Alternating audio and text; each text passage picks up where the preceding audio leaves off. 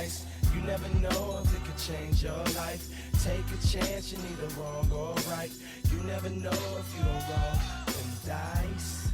You better roll them dice. You never know if it'll change your life. Take a chance, you're neither wrong or right. Pac Div. You never know if you don't roll those dice. Man, life's so ill. Hello, Matt. Howdy, Rob.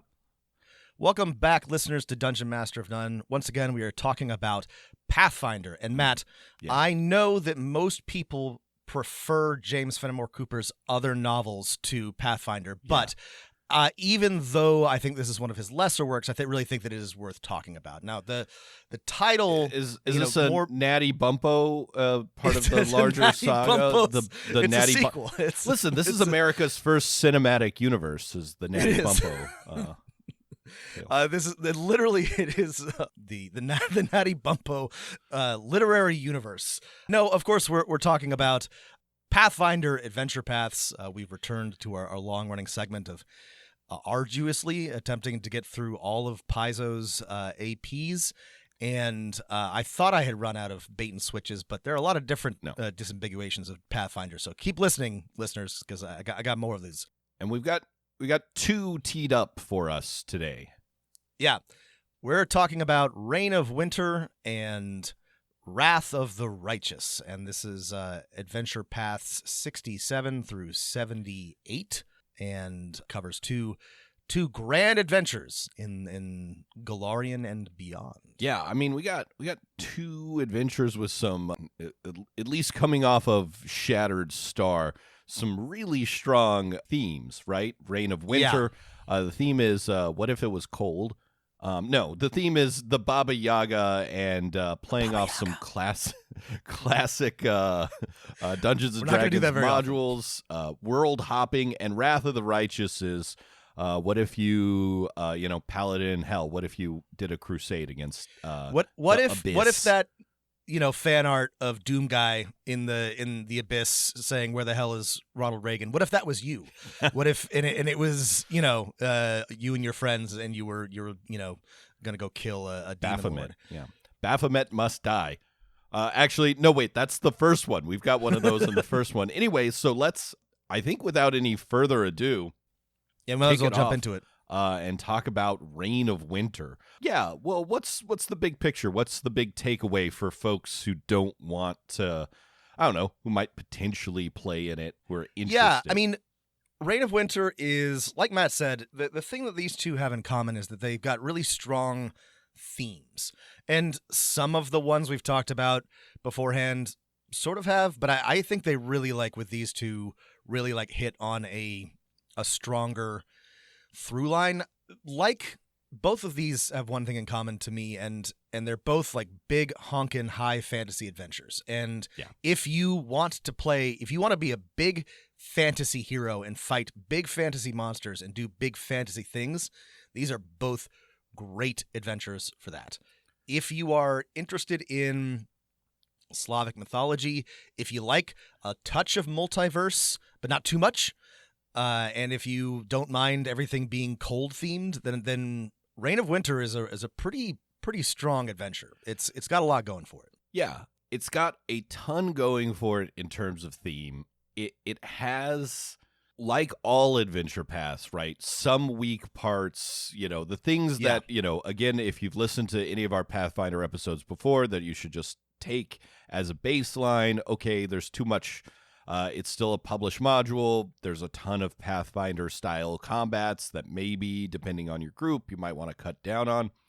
I think it also, you kind of know what you have to do at every point. So if you're ever I want a picture where the players get a goal and then they do that goal and then they do the next goal, this is perfect. The flip side of that is there is only that.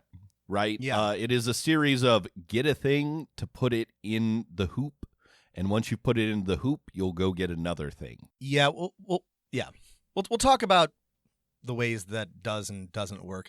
It's not precisely on rails, but it is linear. This is not exactly an open-ended adventure, but it doesn't It has almost every adventure after the first one has a similar structure where you'll investigate a specific kind of weird dungeon and then go to get a thing in a place and then come back to said weird dungeon. There's enough variety in between these adventures that that it doesn't get, except for a couple points to me, like really boring, but there's no denying that it is kind of repetitive by the time you get to the end. It follows a pattern, and the pattern is not that thrilling. But there is what I think is a very, very cool underlying storyline and compelling reason to do things. But yeah, it's interesting to me, and we'll talk about this as we get into specifics, but I like Reign of Winter a lot.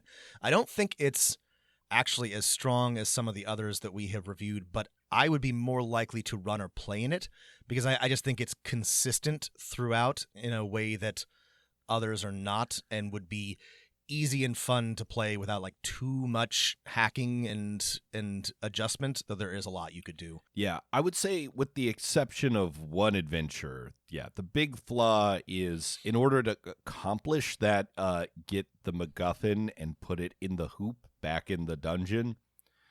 Most of the adventures, including the first one, which we'll be getting into shortly, if you kind of plot out the line of encounters and people to meet, they're just a big line, right? And there is nothing wrong with a big line. It's just you are denying your players the benefit of what if you went left instead of right. There's one we'll get to later where there's a dungeon where like that's impossible. It's a little frustrating at times, but the themes are so strong. And now that we're getting into spoilers, I'll spoil people and let them know that I have played through the second half of Reign of Winter. I was moving and came back and joined a game, stepped out of a mirror, my player character halfway through this. So the second half, I have firsthand player experience on this one. Which is good because I think, to me, it's the more interesting half with some exceptions. But let's jump into this. Let's talk about what is actually happening. Right. I think you're correct. Your instinct is correct. I stepped in and there was maybe some feelings among the party. It's like, God damn, this last one was a little bit of a slog. Maybe, but hey, we've heard things look up from here. So the first part of Reign of Winter is the snows of summer. The snows of summer. That's right. And this is. Remind yourselves, players, or listeners, this is happening in Golarion, so you'll have to familiarize yourself with some Golarion-specific stuff. But there's a land of eternal winter, arisen, and always winter, never Christmas. The Baba Yaga has cursed it, and it's the kind of background here is that in the world of D&D, kind of broadly, but specifically in Pathfinder, the Baba Yaga is, the witchiest witch, and she has basically bases of power and interests on most of the planes of the multiverse and many, many planets in the material plane, including Golarion. And, she's got her little kingdom in Golarion that is Winterland, Winter Witch Land. Winter Witch Land, that's right. And the inciting incident here, and I like this. I think this is good. The players are from a village in a nearby nation, and a pocket of winter appears. Suddenly, when it's not supposed to be cold, it's cold, and they have to go figure out why that's happening, which leads to a cascading chain of, lots of stuff happens, actually. I think this is a good example of like the slow roll big adventure, right? There's no, strand of destiny yet tying the player characters together. They're just all kind of, hey, these are the people who could do an investigation, do an adventuring in one place at one time. And so when you're making characters for this one, you're just asking players, be in a village and be an adventurer and be ready. And I think, That's like the baseline, and it really does work. It's a good way to start an adventure. A very cool thing about this is that it, for good reasons, it's one of those adventures where it feels reasonable for you're the town huntsman or a hedge witch or just a guard, and you take up arms to protect your village, and then months later, you're fighting gods and demigods and things like that, and it feels like it makes sense. The adventure does a really good job of ramping up, and it does feel slow at the beginning, but it also it does feel reasonable. Like there aren't any big jumps. I liked that a lot about this. Is the power curve, I guess, feels very it makes sense within the fiction of, I don't know, a D&D type world. I did like that. Yeah, and you're given a little starting village. It's suggested to put it in Talden, but it also says you can put it wherever you want. And it's a nice starting village, and we talk about the, having a starting town for your players as an adventuring hub. The important thing is to remember is that you will never, ever, ever come back here. It's impossible. So that's maybe really not great. You as the GM need to know this, but also you probably should foreground this to your players. They give you a little town of Waldsby. It is neat. You can put it anywhere. It has a suggestion, but the whole point is that there's a bunch of extra dimensional portal hopping. So a pocket of winter could appear anywhere in the world. The problem is, like Matt says, you will not come back here. You will never return to this village. It is not only unlikely, but in many cases, actually physically impossible for your players to come back until they can plane shift themselves. Right. And this is a great, this, you sort of discover by the end of this adventure that, hey, someone's going to destroy the world in a fun, magic way. They're going to unleash portals to make it winter everywhere in Golarion, and this is kind of one of perhaps many across the planet that have opened up. And really, the call to adventure is that outside your little village, Heldrin or whatever, is one of the pockets, and you're given this great map of the countryside with a little poop mark of winter that has appeared. And I like this because it's hey, there's this weird line where you cross it and it's winter. I think a better way to organize this, it'd be hey, here's this scary circle of winter on your map. The source of it, after poking around through it, hey, it's a circle. It's probably in the middle of that circle. We could trust the players to figure that out, to explore deeper and deeper into the winter. However, instead, you're given a path, a snaky path through this that looks like it could go everywhere, but actually you kind of have to follow encounters A through P. And that's a little boring. Yeah, I think this would be relatively easy to adjust, but as it's written, you are literally following a path, and that's fine. It doesn't have to be that way. You could just this could make be a great hex crawl. It could be, yeah. But it's not, and you discover, okay, hey, there's a portal here to Orison that we can kind of take to figure out what's going on here, that this is happening. Yeah, there's some local baddies involved, and we can easily kill them, but then trace back to the source. And I think here's where we get the first either really interesting or not interesting, depending on your preferences, is that a lot of the enemies in this adventure are Fae, and a lot of them are ice and snow themed. I think one of the suggestions for making your player characters is make a witch or a sorcerer that has ice powers.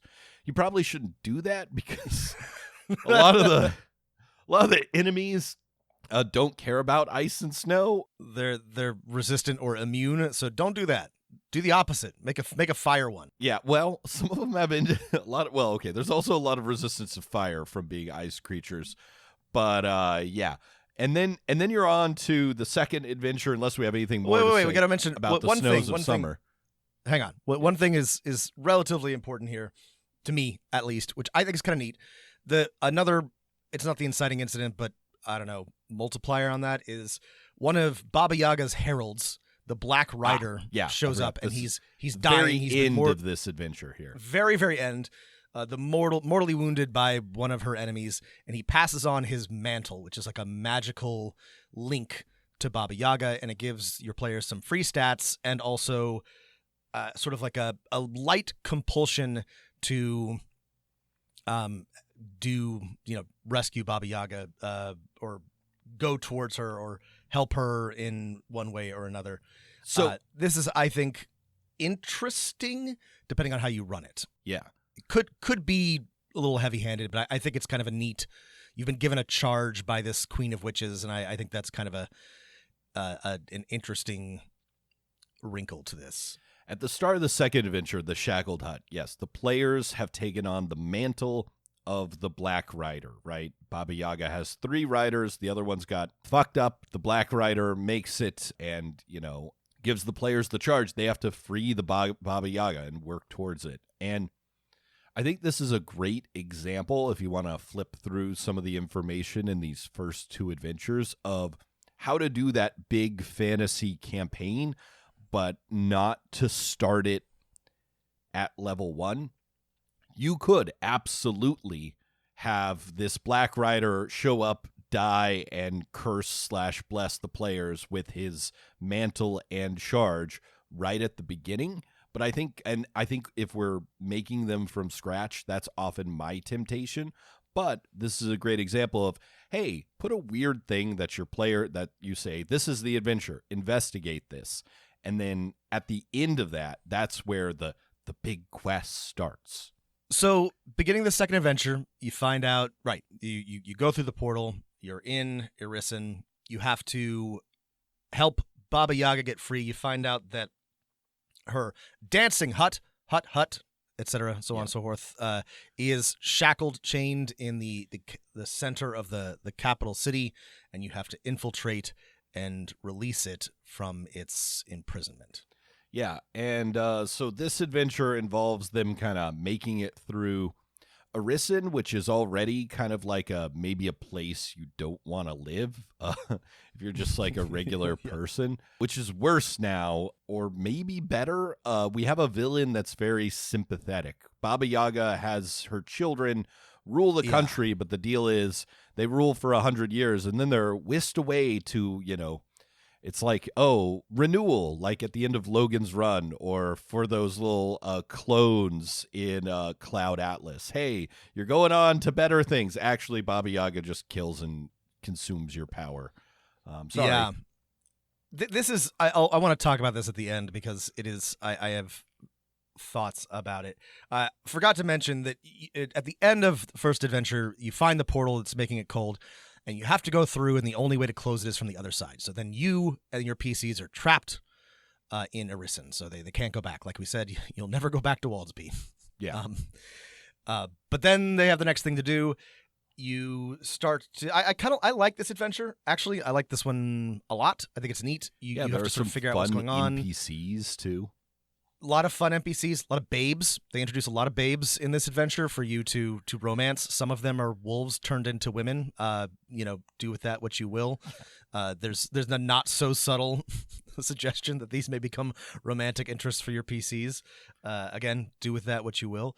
But you have to find the capital city, figure out how to infiltrate, not get turned into an ice statue, and make your way through both like wilderness and enemy occupied territory to find the hut. And I think this is more open-ended. Yeah. Still not that open-ended, but more open-ended than the last adventure, and gives your players a chance to explore Irisen and the surrounding environs in an interesting way. Yeah, no, I like the part of, hey, you have to head into the White Witch's capital city. They don't want you here. Can you find a way to get to, Baba Yaga's hut in this, with its chicken feet and its bone fence and all the classic things? This is where we're introduced to our big bad a little bit. The Witch Queen. Elvana right? Of Irisen. And Here's where the like repetition that people will either love because it's like it adds variety and clarity for your players, or they'll hate because they're going to have to do this 5 more times, is they enter the dancing hut of Baba Yaga. To track Baba Yaga down and eventually save her, they need to follow the, fairy tale style trail of breadcrumbs that she's left the players. And on every plane, Baba Yaga's hut's interior, which of course is always bigger than the outside, is different. And by finding 2 keys to put in her magic cauldron, it will take the hut either 1 step closer to Baba Yaga. And by 1 step closer, a random place in the multiverse, which will eventually figure out, okay, who's captured the Baba Yaga. Okay, Elvana is involved somehow, preventing Baba Yaga from returning and, sucking up her soul or whatever. Right. And so so then you have to navigate through the hut, which is some really fun Fey dungeon crawling, right? If you want like dungeon crawls for the Feywild, I think this is perfect because there's always, hey, there's a wacky thing that's not what it seems, a weird Fey pet of Baba Yaga that could be negotiated with or just fought, doesn't matter. The layouts are often like in the classic, Baba Yaga Dancing Hut D&D modules, weird, right? This one's very a tesseract. Weird. This one's a weird triangle, that kind of stuff. Very, very very fairy tale in a lot of ways, but with a sinister edge. They are cool in a way. They do get repetitive. So at the end of the second adventure, you sneak your way and you make your way into Baba Yaga's hut, and then you've collected a couple of keys, and then you are whisked away to another part of the multiverse. And then the next adventure, Maiden Mother Crone, is that first set. So you're whisked away and the hut transforms, which means you now have another dungeon to, you basically have to, at your kind of own pace, figure out how to get out of the hut once you've done this. And then you show up in kind of not Siberia in this, and there's a series of 3 dungeon crawls. This is one of Maiden Mother Crone, I have to say it right up front, is one of my least favorite sections of any adventure path. I think it sucks balls. This is pretty bad, and it's unfortunate because it comes right in the middle of an otherwise pretty good adventure. The dancing hut portion of this is my least. I mean, they're all bad, but this is my least favorite. It has a bunch of riddles. Matt, how do you feel about riddles? Hate them. They're bad riddles, and they're frustrating. And I can only imagine being a player, fought your way through Arisen, made it to the dancing hut, and then suddenly you're stuck in this stupid, infinite, triangle, talking to a bunch of ravens, who, tee hee hee, here's some riddles. I would very possibly just like walk out. It's so frustrating. And then you have these 3 dungeons, and I gotta say, I kind of like what they were trying to do. There's an idea here that's interesting, right? These 3 dungeons represent the 3 phases of womanhood. There's your maiden, mother, crone, right? And the dungeons are themed this way. I have a sense that the authors intended this to be more significant somehow, but they were all men, and I don't think they did a very good job. Yeah. I just not to say that like men can't write about women, but these men can't. I think that there was intended to be something a gendered or dimension to this that just like straight up does not come through in either the writing or the design of the dungeons. But there's a kernel of a good idea here. Here's my big critique of the dungeons, and I'm taking this from just looking at the maps and from what other players in the campaign told me, is again, the mega plot of this adventure is there are 3 dungeons with things you need in them to free Baba Yaga. You can go between these 3 dungeons at will. There's some sites outside them to explore as well. If you flowchart out the dungeons, right? So you take away the frills and you're like, which rooms are connected to which other rooms? you're going to find a really uninteresting dungeon layout. I think this is a great example of how not to lay out a dungeon. There are long passageways connecting rooms, and there's mostly, the room you came from and the one place you can go to. There are some exceptions, but it is a thoroughly linear dungeon. Yeah, the dungeons are boring, and the themes are poorly executed. This is a very unpleasant part of the adventure. There's some interesting NPCs maybe, but ultimately this is just a big old faff. Just got to make it through and find some MacGuffins to put back in the hoop. In both of the adventure paths we're reviewing today, there's speaking of womanhood, there's several trans women in both of these. I don't know if you noted. I did. That, it has our first, not our first, but it has a trans half elf who's lover of one of the other NPCs who's stuck here.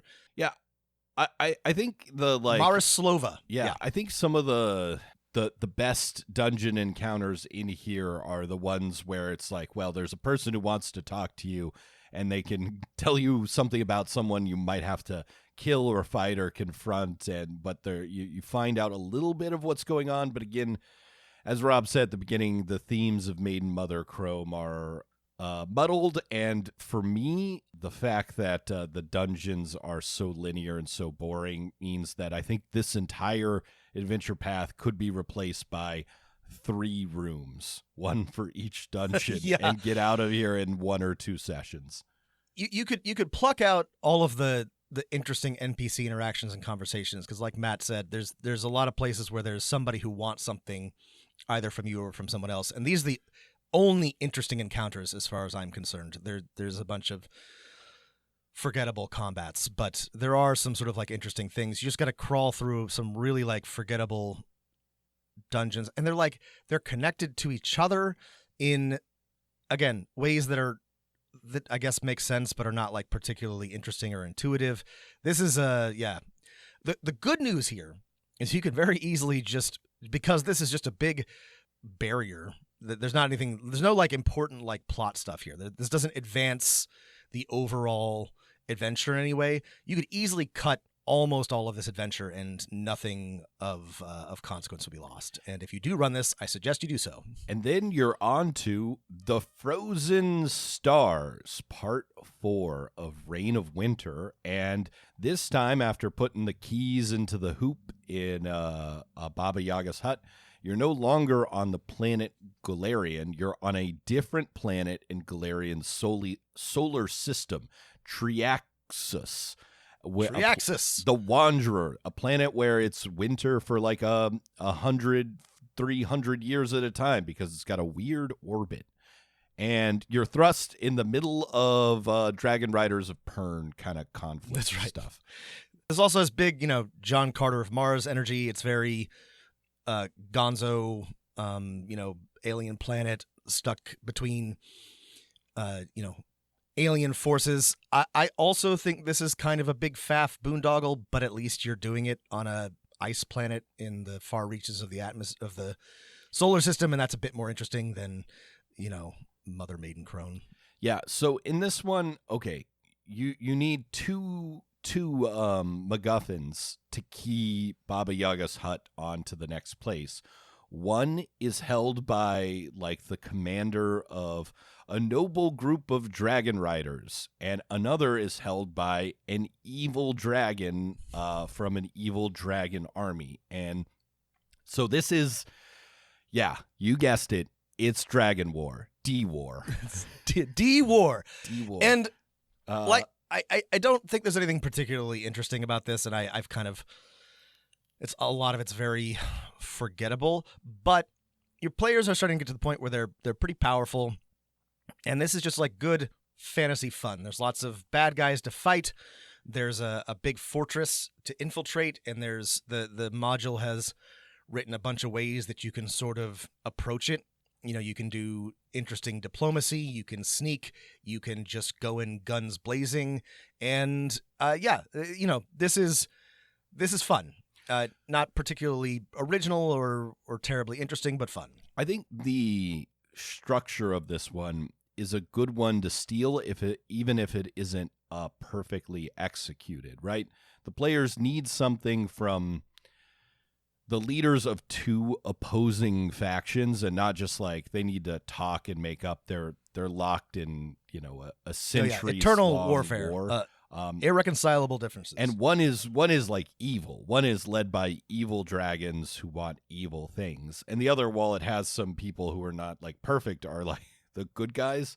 I think the problem, and again, this is just a adventure path format thing. There needs to be a clear, for lack of a better word, path for these things, is that they start next to the good guys, and the good guys are under attack. And the default assumption is that you help the good guys defend from an attack, which is like a fun set piece for your campaign.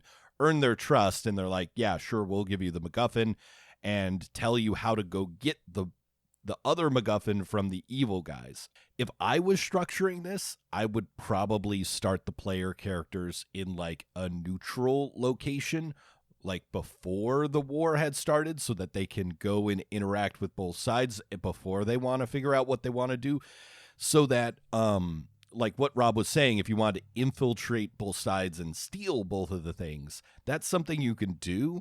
But it becomes really hard after the first session when you like already like meet the good guys and they tell you about the bad guys.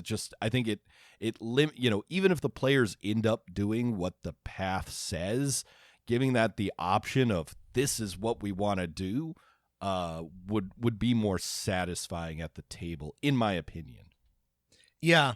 And, the writers very generously included like actual written options for if you choose to defend the evil dragon lair against the sort of good other guys, or attack. But I just, like Matt said, you start out next to the mostly sympathetic faction and have no reason to care about either of these people. So I can't imagine any group, except out of, I don't know, contrarianism, choosing to help the evil dragon people. But it's there if you want it. Yeah. No, no one I have talked to didn't help the good noble dragon riders who are cool. Because this is another planet. Like, why would you care? Like, there's no what possible reason could you have to side with the evil dragons, except you're a mustache twirling villain and you just want to do that.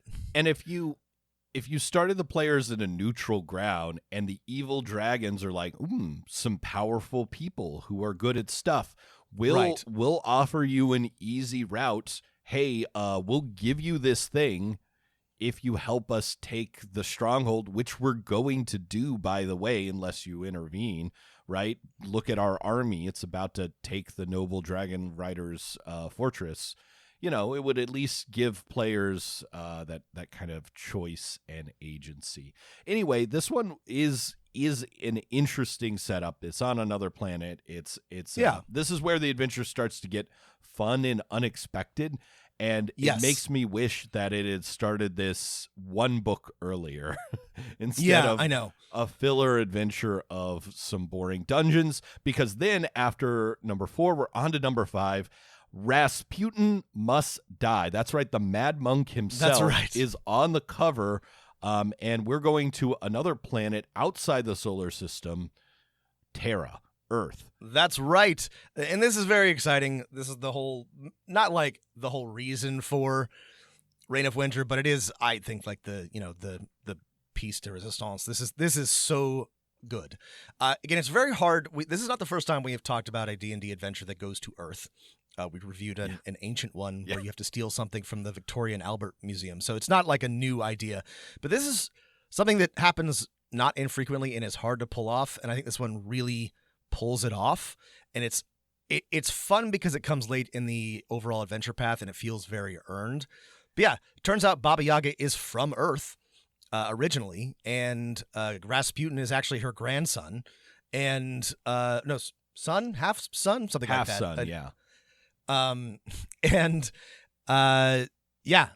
Then you need to go and get some some more keys from Earth, which is, again, another stupid MacGuffin hoop situation, but at least it's fun because you're going to go get them from fucking Rasputin, who's using Nikola Tesla's technology to bind another, universe to his and create an eternal monastery of cold. It's sick. It's so good. It's very Hellboy without doing the exact same thing. Yeah. He's combined ancient magic and technology in order to summon to steal Baba Yaga's powers. It was Rasputin who captured Baba Yaga and has allied with Elvana back on Galarian to do this. And the setup of this adventure is Rasputin didn't actually get murdered by those reactionary aristocrats back in St. Petersburg. That was just a simulacrum. He's a high-level wizard or witch. He has a hidden fortress with loyal World War I style soldiers somewhere in Siberia where he's doing crazy magic, and he also has one of the Romanovs.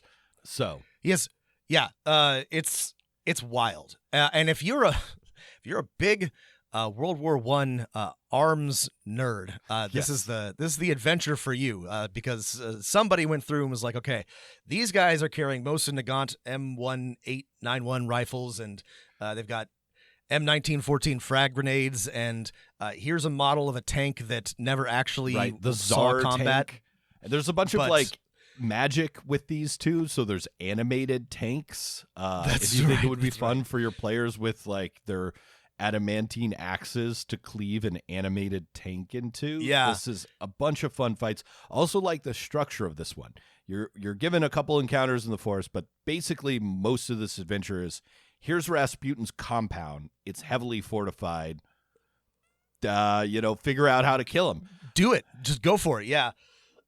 There's a bunch of, like we said, there's a bunch of Russian troops. I think they're all, the only sad thing here is I think they're all mind controlled. So you're dominated by Nosferatu or something, but whatever. It feels very like Marvel's superheroes. Like this has you're showing up, you're basically godlike in power. These guys have guns, which can absolutely hurt you, and grenades and chemical weapons and flamethrowers and tanks. But your PCs are gonna fly in and smash them to bits and throw fireballs in the middle of them, and it's gonna feel cool and fun. And there's plenty of animated tanks and other big monsters, but you're basically fighting some Russian winter guards and trying to get to Rasputin, where he has the real Anastasia, who did not die, and the fake Alexei Romanov, who is like a dragon in disguise or something. And also it turns out that Anastasia is also one of Baba Yaga's grandchildren, because she's actually Rasputin's secret daughter, and that makes her a potential heir to the throne of Arisin, which is kind of important for later in the adventure. So this is very complicated now that I've said it out loud. It's fun, but a lot's going on here. When I was playing this game, the DM said, okay, we're going to be on another planet, and then we're going to be going to Earth. The other characters are from Galarian. Where do you want to be from? Do you want to be from Traxxas? I was like, I want to be, my character wants to be from Earth. That sounds crazy and fun. And so I made a cleric of an ancient forest people that were conquered by Russia. I'm like, but I hate Russians. And and so when I found the heir of the crown of the King of Rus, but my character's from the year 600 or something, whenever Baba Yaga snatched them, I'm like, I gotta kill this person. So I was like, shh, there, to Anastasia Romanov, and then just flame striked myself and turned her to ash, which has some consequences for later in the adventure. But everyone else was like, no. I was like, listen, guys, you can have the ash if you want to do something with this later. But it's not expected that she'll survive.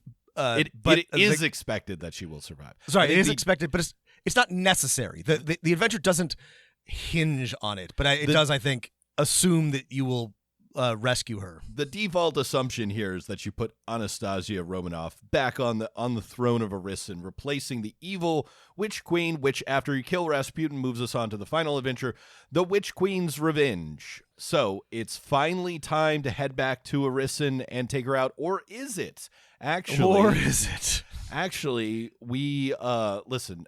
Playing this one after the thrill of Rasputin Must Die and just giving us a big compound to assault, and figuring out this one is again. Hey, you know how in Russian folktales they're like, "Oh, Koshi, he's from the island of Buyan." Well, we figured that means we have to put that in, and so even though you're at the end of the, we've got Baba Yaga, we've got her in a little doll, we need to let her out.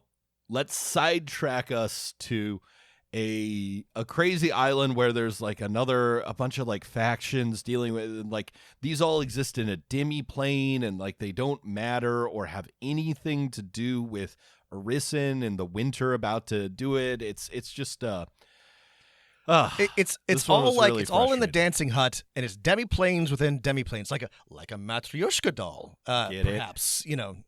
Actually, it is exactly like that, because you find Baba Yaga's been trapped in one of these, and you have to uncap all the layers to free Baba Yaga so that she can deal with her misbehaving offspring and reclaim the throne or whatever. This isn't bad, but after Rasputin Must Die, it falls a little flat. Like it's just Rasputin Must Die is such a great, fun Gonzo adventure, and this is, you hear some demi-planes within demi-planes and some factions, and I don't know, there's giants and I don't know, whatever. It's fine.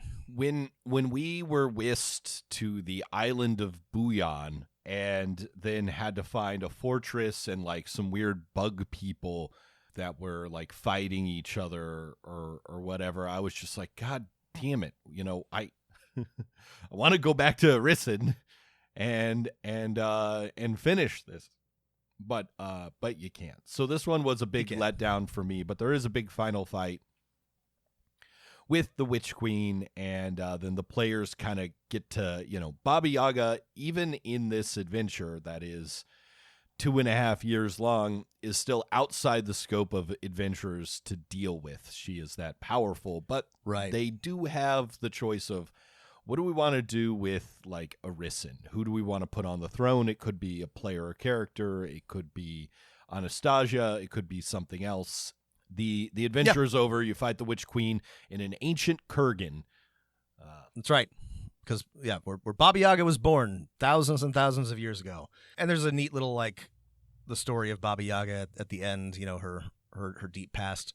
It is kind of cool. You get a chance to sort of decide the fate of Arisen. You can't end the eternal winter. That's beyond your powers, but you can decide who rules. And you put benevolent Queen Anastasia on the throne, which means that maybe someday Baba Yaga will come for her and, you know, turn her into a life battery like she did all her other granddaughters. But that's an issue for later.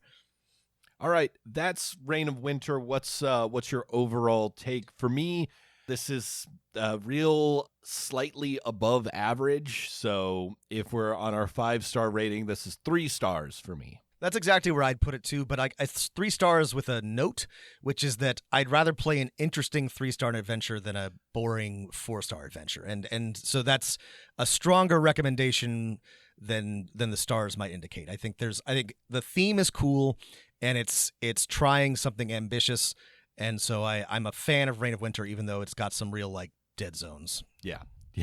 If you could cut off parts of the Witch Queen's Revenge and Maiden Mother Crone, oh boy, I think this would be a 4-star adventure.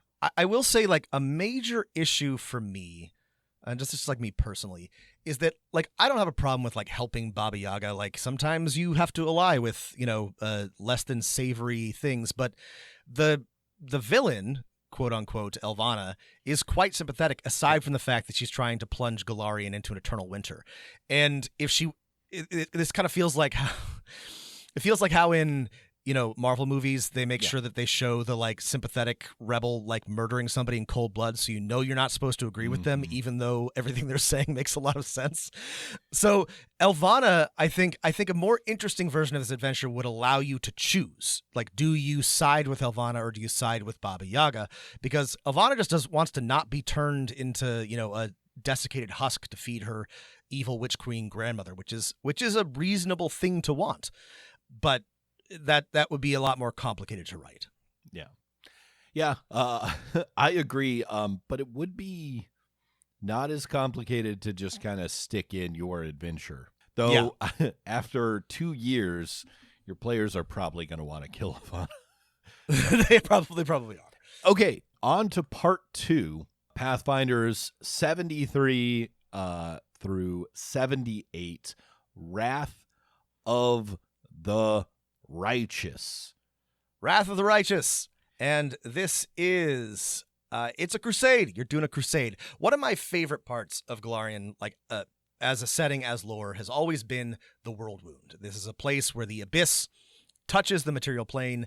Demons can come and go freely, and there's a bunch of like crusader nations that exist purely to fight the nations of the abyss. It's like if you had the Levant, but instead of, crusaders doing crusader things like they do in real life, they're actually fighting demons. Like it's just like a purely militant area, and I love the idea of an eternal crusade against the border abyss, kingdoms from the Wheel of Time. Yes, exactly. So this has always been a cool setting, and this kind of like kicks off like a major series of events that potentially changes the structure of the entire region and the state of the war between the abyss and the material plane. And then the other gimmick tag for this adventure is that it uses the mythic rules from Pathfinder First Edition, which, if you're not familiar, think of them as an alternative character power level up system that makes them not epic heroes, like it doesn't increase their overall level, but gives them insane levels of survivability and cool things they can do. Cool things. It's a parallel advancement path. I've used it.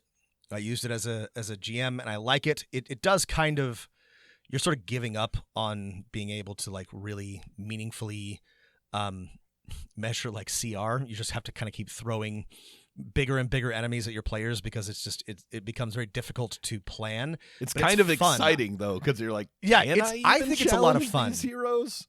Yeah, I found it a lot of fun. I do want to say with that in mind that we're getting to the point with these adventure paths where they're pulling from like a lot of different sources. There's 3 monster manuals. There's, advanced, ultimate magic, ultimate equipment. There's the mythic adventure path, etc., so on and so forth.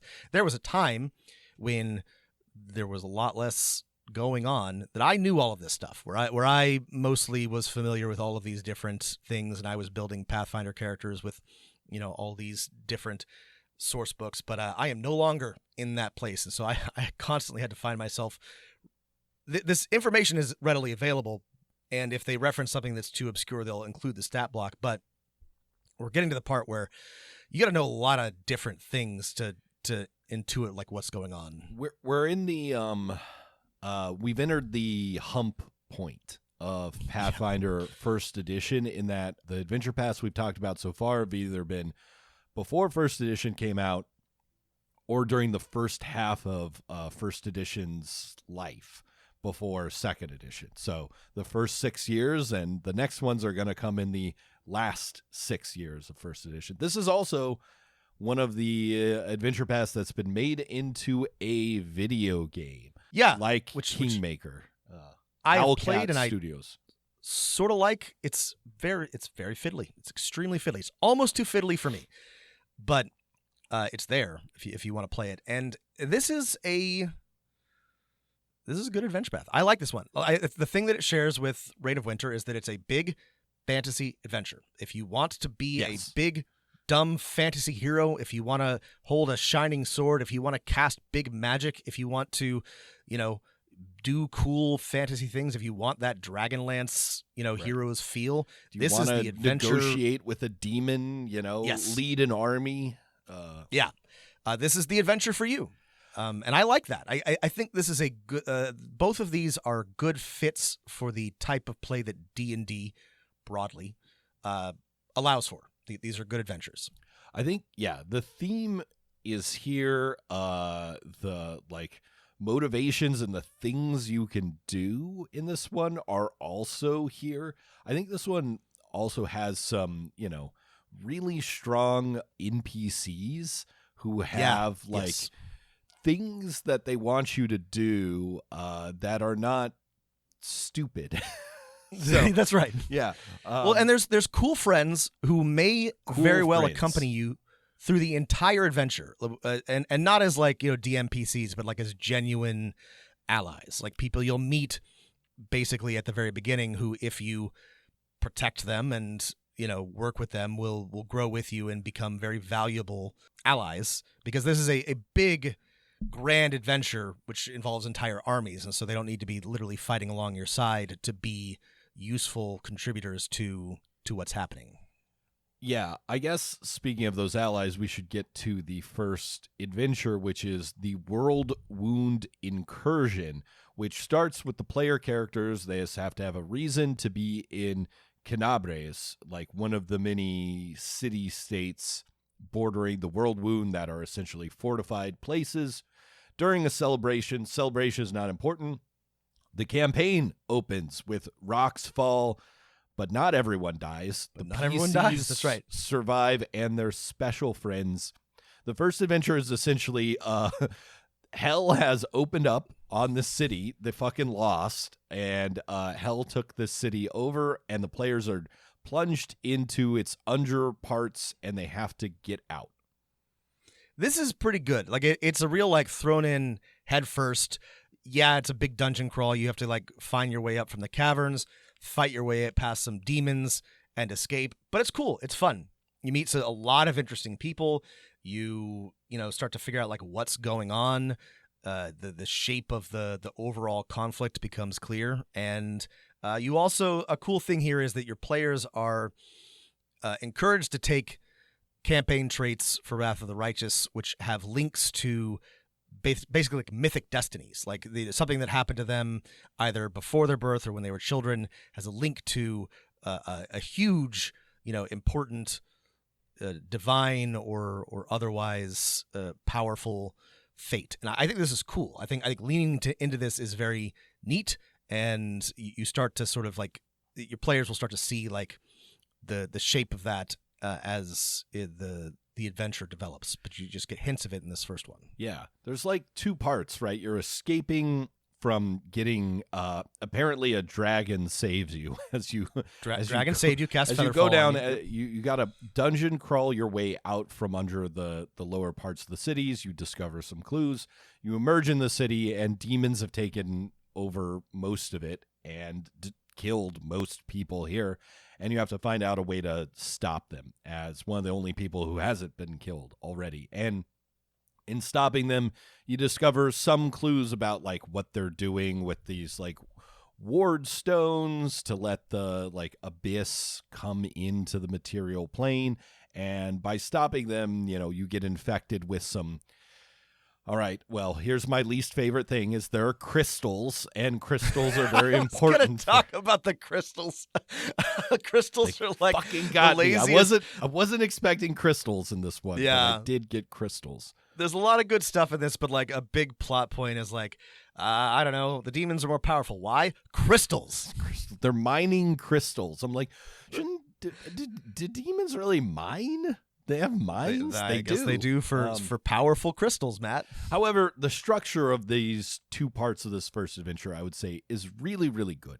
You are presented with a tricky situation in that the players are trapped with 3 really well-written and interesting NPCs when they're trapped in the city that can be really useful later on as assistants, extra healers, or like people to run their city or army, that they give them plot hooks and stuff like that. Doing a dungeon crawl with, let's say, 4 player characters and 3 NPCs can be really tricky. My suggestion is just put these NPCs one room back, make them injured. Like, some of them are very capable, but I would like make them uncapable during this first part to just let your players do it. Well, and I think this is deliberate. Like 2 of them, Anivia has either like a broken leg or a bum leg from the fall, and one of them's Aravashanal is blind. So they're able to help, but they're not. They're probably going to be lagging behind. Because Matt's right, it's going to get real crowded if you're trying to run these people. Irabeth, a paladin, is also there. who can help, can be a DMPC if your players are struggling. But I think Matt's right. You're probably going to want to just like leave them, have them take up the rear or protect, or just kind of be injured and coming like one room behind. And then this adventure really has some of the least amount of wasted space, especially compared to Reign of Winter, because the second adventure, Sword of Valor, it gets straight to it. We're right partially reclaimed this ruined city. It's fucked. We've got to press the crusade now, or the world wound will expand and everyone will follow the demons. Let's summon an army and fucking march on a fortress on the borders of hell. This is so cool. Yeah. Queen Gallifrey of Mendev shows up and she says, "Congratulations. Here's an army. March on Dresden and retake it." It's great. I love this. I think this is sick. I think this is so good. This is great in that you have a linear march from Canabres to the fortress of Dresden, which is once a Crusader fortress, now a headquarters of hell, and if you can retake it, you'll have a staging point into the world wound, and you're given a linear path to get there. But you have an army with you, which is just kind of makes it more fun. So yeah. There is an opportunity here for you to do mass combat if you want to do mass combat. There are mass combat rules and armies. You know how I feel about this. I sort of don't love it. So you can kind of like hand wave a bunch of this if you want to, but there is a chunk of this adventure which involves your army fighting other armies, and there's rules around that, and your friends can help. But I don't know. I didn't particularly find that very interesting, but that's just because I think the mass combat rules for most of these games are pretty bad. So, but you could do it. And like most Pathfinder Adventure Paths, this one ends in a giant dungeon crawl. But that's right. Unlike most Pathfinder Adventure Paths, you have a good reason. It's like you need to retrieve this artifact, the Sword of Valor. You need to retake this fortress. You're the mythic heroes. Go in there and kill the leader, find the artifact. Like, you're given a really strong motivation to take over this dungeon, and you don't necessarily have to clear the level, which is nice. Yeah. I really like the way that the Siege of Dresden is written and run, and I would steal it. There's a big siege of a demon city. You are doing some sort of like, subversive actions around the edges to try to like weaken it so that the army can take it. And then your PCs go directly into the Citadel to receive the Sword of Valor, which is not a sword. It's a banner, which inspires people and has the power of Ayamade in it. And so, you have to sort of like delve deep to capture the flag basically and bring it out to drive away the demons and declare victory, Dresden restored. I think this is a really cool sequence. I think literally fantasy capture the flag. It is literally fantasy to capture the flag. It's a lot of fun. I think there's a lot of ways to run this. And it's relatively open-ended, right? You do have to do the thing, but there's a lot of ways to go about it. Absolutely. It's a great adventure. Like, we're 2 for 2 on this one so far. Yeah. The next one, Demon's Heresy. Time to get into some of the politics and weird stuff going on here. Who are the movers and shakers trying to take over the material plane? Who is not? We kind of get an interesting quasi small hex crawl into the world wound. Yeah, there's a little hex crawl. It's fun. I mean, you get a little bit of like, this is what the world wound looks like. Here's some interesting things. Here's, how you might go about exploring it. It's not very big. There's not a whole lot of hex crawling to do, but your players will have an opportunity to sort of explore and drive back some demon armies and get a better picture of what's happening as they start to take the fight to the enemy. Yeah, I think if I was running this one, and I really love how at this point through the first half of the adventure we've done 4 completely different things, right? We've had a escape dungeon crawl, a fight in a city taken over by demons, a march and crusade of an army to attack a fortress, and now a hex crawl. they're really giving us the perfect, like for a big fantasy adventure, all the things. I would just, lay out the hex crawl differently. It's like very constrained as it is, and give them like a clear goal, like, hey, you're going over here. Anyway, but this is fine. I agree with Matt, because this is actually kind of like my favorite part, and I, this is me, but like, this is an opportunity for your players to grow the crusade, build relationships with their allies, fortify Dresden. Like, I would stretch this section out a little bit, especially because I don't like the next one as much. But I think this is really the cool part. The unique appeal of Wrath of the Righteous to me is like, you're leading a fantasy crusade against demons. Let's spend some time doing that. Let's do some crusading. Let's set up some outposts. Yeah, let's move forward into the World Wound.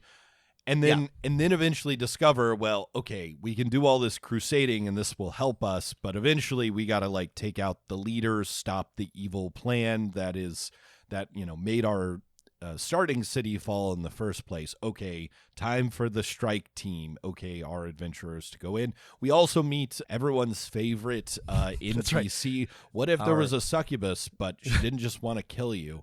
That's Amazing. Right. What if there was a hot demon babe, but she was good and not evil? Or she wanted to be good. Aru Chalet, right? Aru yeah. Chalet? Aru Chalet. Aru is what we'll call her. Anyway, she is a persistent presence. She's actually a pretty decently well-written NPC, and has some interesting things to do in the rest of the adventure. But yeah, she shows up here and you can rescue her. And then we're on to part 4, the Midnight Isles, where it's finally time to go, not to hell, right, but to the abyss to deal with these demons.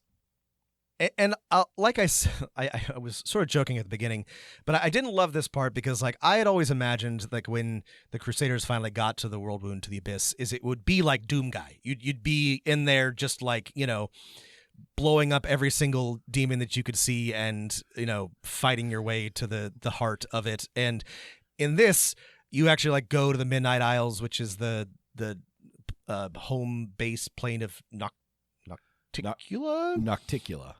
Nocticula, and you have to do some negotiating and scheming, and like, you've been playing Crusaders the entire time, and like, if you have a bunch of like paladins whose entire goal in life is to kill demons, and suddenly they're in demon land and they have to be friendly to demons, that's just to me, I feel there are some like potential thematic issues with this one. Yeah. It's not a bad part of the adventure, but I didn't love it as much as the first 3. So yes, number 4 is demon politics, in which you have to, ally with the devil, I guess. Because the nature of the abyss and chaos is it's really hard for these demons to work together, and there's always one that's against whatever the other ones are doing. You sort of find out that it's Baphomet and Descari are the bonded, have formed an alliance to invade Galarian, and they're working together, and they're the ones who want to do it. Yeah. And Nocticula is like, if they did it, that would be okay. I'd figure out a way to work with it, but my preference is no. Right. So you can, you're kind of in a weird town for a little while in the Abyss. And so it's maybe not what your players are expecting. I see where you're coming from. I guess I disagree. I like that we've got a little change up here, because especially I think your players will discover there are going to be plenty of Doom Guy time to kill 6 billion demons here. Yeah. No, I do think it's good. I just, I'm imagining it just goes from sort of like the uncomplex, goals and motives of the first 3, and then suddenly you have to negotiate with demons. I do agree with you though, Matt, because like you said, each of the first 3 adventures, you're doing a different big kind of thing, and here's another different big kind of thing, which is demon politics. And it actually is pretty interesting. Like, everyone's extremely self-serving, right? But self-serving in different ways. And it is kind of interesting to me because the way that you get your audience with Noctilla is you have to gain notoriety. And there's a lot of ways to do that. And of course, there's notoriety points. One of our least favorite things they do in all of these adventure passes. Lots of points that you got to get. But one of the ways you could gain notoriety is literally picking a fight with every demon you see. Like that is actually a way to get her attention eventually. So it's not actually if your big dumb paladin wants to start smiting things, that actually may work out in your favor. I think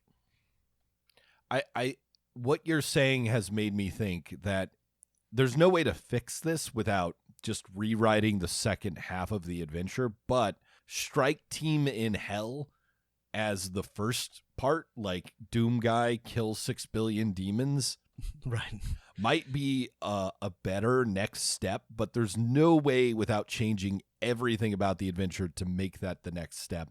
Instead, it's the 5th and 6th steps, Herald of the Ivory Labyrinth, which is number 6. We got to take out Baphomet or part of his power. Yeah, so what happens at the end of the last one is you kill Hepzibah, who we skip this because Matt doesn't like, because we don't like it because it's boring. Yeah. There's a mine full of crystals. You gotta shut down the crystal mine. Doesn't matter. Listen, not important. This is nepotism. Baphomet has put his daughter in charge of. How did you become CEO of a demon crystal mine? Oh, interesting. Your dad got you started. Your father's Baphomet. Oh, how curious. Yeah. Anyway, you fight Hepzibah, and when you kill her, Baphomet gets pissed, and he tries to materialize in Noctilla's realm, and she doesn't like that, so she kills him, which is fine because he comes back. But when a demon lord is killed, apparently they have 1 year where they can't die again, or else they lose their powers. So Baphomet has to retreat to his ivory. It's not the ivory sanctum; it's the ivory labyrinth. Yeah, and then you have a chance to kill him once and for all, or at least deal a pretty powerful blow. So you're once again charged by Queen Gallifrey and Iyamade herself. Yeah, she shows up. And she's like, "Better fucking kill this demon." Yeah, they do something cool here when Iyamade shows up. There's a question sequence, which can be very boring. One of them is just like a trivia question, but 2 of them are sort of interesting philosophical questions. This is one of the things that I like to make my players do. Yeah, replace the trivia question for sure. Yeah, get them arguing with each other. But there's a couple of questions about how to approach what's happening next, and your players have to answer them in the sort of a way that satisfies the god of, or Amade is the god of light or something. No. Righteousness and holy crusades. She's the herald of Eredin. Sarenrae is the god of light, I think. This part's cool, and then you get a little pat on the head, and off you go to the Ivory Labyrinth, which is a labyrinth. This is your yes, please kill almost all of these demons. That's right. as you go into here, I will say when you get to Baphomet, he's here are some side villains that you'll take out. I'm gonna show up and fight you, but I don't actually want to die, so I'm out of here if you can drop me below a certain threshold of hit points. And it's given later on. It's you still have some part of a year to finish Baphomet off. Maybe your player characters want to do that. I guess if you killed Baphomet now, some of the threats would be gone, but I feel like the World Wound expansion would still go on, so I don't know why you wouldn't give your players a backdoor to head back to Baphomet's main headquarters if they want to right now. They might not be powerful enough to kill him, but generally Pathfinder characters can kill almost anything if you want, especially with mythic levels. And yes, Baphomet's CR 30 and has 700 hit points and 1 million resistances, but you're not expected to kill him, but the adventure doesn't end if you do. There's still Discari, and I agree with Matt. If your players can do it, I think you should let them do it. I think and they probably Pathfinder players, in my experience, they will find a way. So they've been getting tons of mythic levels and magic items, and they might be able to do it. So I say if they can pull it off, let them. Yeah, Yeah. And then we're on to the conclusion of Wrath of the Righteous. Its name I'm forgetting and did not write down in my notes. The City of Locusts, of course. Right. I also forgot. For a second. Yeah. City of Locusts. We've got a second Demon Lord. That's right. There's Discari, the demon lord of swarms or something. Locusts. Sorry, he's the lord of locusts. And he's showed back up in Dresden, and it's full of demons, and you have to kill them, and you have to stop Discari once and for all. Yeah. Again, I think this is a satisfying conclusion to a very, very long adventure path, as they all are. Whew, well, sorry, we're through a lot of adventure paths. No, I mean, there's not like a lot to say about this. Yeah. It's not that it's good, but it's just like, here's a bunch of like really big demons in the city of Dresden. Go kill them. And at this point, your players are very powerful, and that probably feels fun. Yeah. It's probably like a good challenge to try to take down all these massively powerful demons and save the city that they've built up. This is why I would like to drag out, if I were running it, that The third third section part, a bit. yeah. So that they have a real attachment to Dresden and the Crusaders and their friends who are now under threat from these gigantic fucking demons. Yeah. No, it's a nice callback to part 2. You know, you're doing the opposite of a place you know well. You're defending it.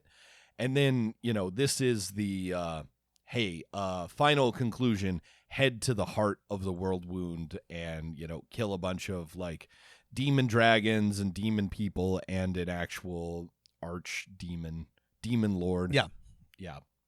And close it once and for all, maybe. Question mark. No, I think the conclusion is that essentially you defeat the world yes. wound. I mean, sorry. You fight a Rilu Vorlesh, who we have not mentioned at all, but who is an important human turned demon, the architect of the world wound. And once you defeat her, you can shut the world wound once and for all, which is a like we said, it's a big fucking deal. Yeah, and the fun options for continuing this campaign is that, you know, you have probably the most powerful Pathfinder characters that have ever existed at the end of an adventure path, because you're max level and mythic tier, 10 mythic tiers or something. You can't die. So if you want to go kill, you know, the demon lords or become rulers of a kingdom yourself, you know, as the world wound area heals, you can do that. There's a bunch of fun ways to continue this one. Yeah. So what do we feel about Wrath of the Righteous overall, Matt? Overall, Wrath of the Righteous is definitely in my like top tier of these adventures. Again, it's not for everyone. That's not what my top tier is. It's a good adventure at doing what it sets out to do. The mythic stuff can get really fiddly, but if you're not worried about that, I feel like you could run it without the mythic stuff. There's some advice for that. There's a little advice. I don't know why you would, though. I feel like a big part of the appeal and the fun is the mythic part of it, but you could. Yeah. I know they wanted to like show off their new mythic rules, right? I feel like the mythic part holds it back in that there's a gate that you need to, both in terms of like Pathfinder system skill, how do I run these mythic things, and just like having or knowing how these rules work. That's true. It doesn't actually need it, but I think the variety of things, the strong motivation, the cool NPCs, the nice payoff of like actually changing the world forever and maybe killing one of these demon lords makes it a really, really good adventure path. This one's like probably 4.5 stars for me. That's where I'd put it too. I agree with you, and I said this at the beginning. Your level of game knowledge as a GM, because of the mythic stuff, you have to know a lot of things. But it's a great adventure. It's perfect for this style of play. Everything is fun.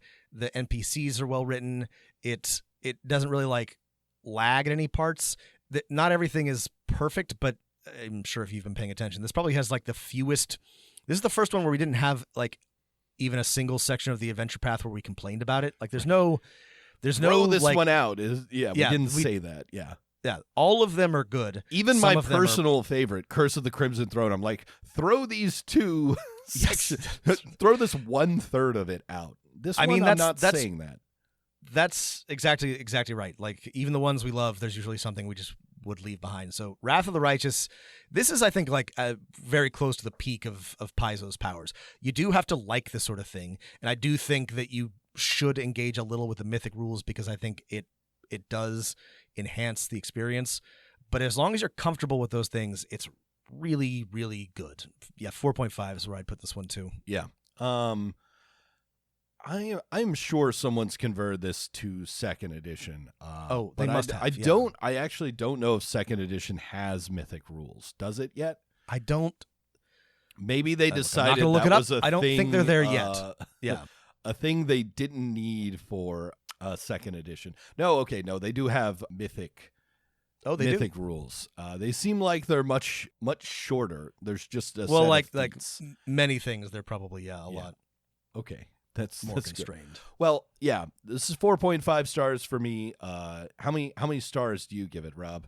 4.5 as well. Okay, all right. I think it's almost as good as it can get. Yeah. I think there's a reason that Owlcat chose it as a video game. I'm not. I haven't touched either of these Owlcat games, but yeah.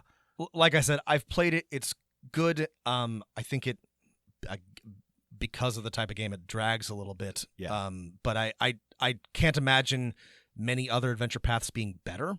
That's less of a problem with with Wrath of the Righteous and more of a problem with Owlcat. So yeah, it's a good adventure. Well, we've continued on, Rob. Do you know what date it is now? Oh gosh, it's for. No, I've forgotten. Did you write it we've down? now made it to the beginning of 2014. So we still haven't made it to. Oh, sorry. I was thinking of the Galarian date. The Galarian date, yes. 4664 or something. Yeah, sorry. 2014. 2014. So that was Reign of Winter and Wrath of the Righteous. Next time we return to this, we'll be talking about Mummy's Mask, Iron Gods, maybe Giant Slayer too. We'll see how many we get through next time. But if you have thoughts about Reign of Winter or Wrath of the Righteous or overall ranking of our Paizo Adventure Paths, please drop us a line at dmofnone@gmail.com. You can also hit us up on the Discord, link in the show notes, or join our Patreon at patreon.com/dungeonmasterofnone, and let us know there. Show your support. Thanks for listening, everybody, and keep rolling them dice. You better roll them dice. You never know if it could change your life. Take a chance, you're neither wrong or right. You never know if you don't roll them dice. You better roll them dice. You never know if it'll change your life. Take a chance, you're neither wrong or right. Pac Div. You never know if you don't roll.